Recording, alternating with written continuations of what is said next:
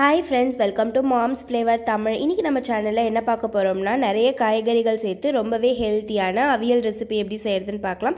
இதுக்கு நான் ஒரு கடாயில 1/2 கப் போல தண்ணி சேர்த்துக்கிறேன். தண்ணி நல்லா கொதிச்சு வந்ததுக்கு அப்புறம் எல்லா காய்கறிகளும் நான் ஒரு 1/4 கப் எடுத்துர்க்கேன். 1/4 கப் அவரைக்காய் சேர்த்துக்கிறேன். 1/4 கப் கேரட் சேர்த்திருக்கேன். 1/4 கப் போல பீன்ஸ்,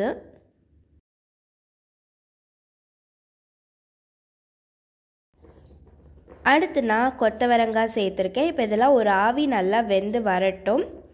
இப்போ இதை நம்ம ஒரு தட்டு போட்டு ஒரு 5 நிமிஷம் குக் பண்ணி எடுத்துக்கலாம். இது நல்லா வெந்து வந்ததுக்கப்புறம் 1/4 கப் போல் நான் வாழைக்காய் சேர்த்துக்கிறேன்.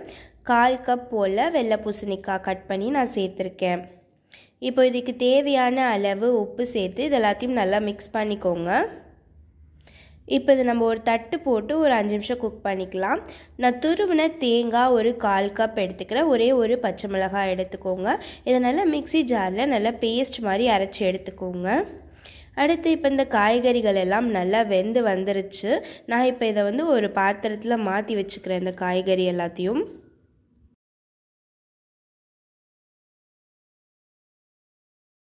அடுத்து நான் ஒரு கடாயில் 2 டேபிள் ஸ்பூன் போல் தேங்காய் எண்ணெய் சேர்த்துருக்கேன். தேங்காய் எண்ணெய் சேர்த்தோம் அப்படின்னா அவியல் ரொம்பவே டேஸ்ட்டாக இருக்கும். 1 டேபிள் ஸ்பூன் கடுகு, 1 டேபிள் ஸ்பூன் உளுத்தம் பருப்பு, ஒரே ஒரு காஞ்ச மிளகாவை நான் கிள்ளி சேர்த்துருக்கேன். அடுத்து நம்ம வேக வச்சுருந்த காய்கறி எல்லாம் சேர்த்து நல்லா கலந்து விட்டுக்கோங்க. அடுத்து நம்ம அரைச்சி வச்சுருந்த அந்த தேங்காய் பேஸ்ட்டை இதில் நம்ம சேர்த்துட்டு எல்லாத்தையும் நல்லா கலந்து விட்டுக்கோங்க. இந்த காய்கறிகளோட நம்ம முருங்கைக்காய், கத்திரிக்காய், சௌச்சௌ இது எல்லாமே கூட நம்ம ஆட் பண்ணிக்கலாம். நம்மக்கிட்ட என்னென்ன காய்கறி இருக்கோ அதை வச்சு இந்த அவியல் நம்ம ரொம்பவே சுவையாக ரெடி பண்ணலாம். எங்கள் ஊரில் இந்த அவியலை அடைக்கு சைட் டிஷ்ஷாக சாப்பிடுவாங்க. ஆல்ரெடி நம்ம சேனலில் அடை எப்படி செய்கிறதுன்ற ஒரு வீடியோ போட்டிருக்கோம். பார்க்காதவங்க கீழே டிஸ்கிரிப்ஷனில் நான் லிங்க் கொடுக்குறேன், மறக்காமல் பாருங்கள்.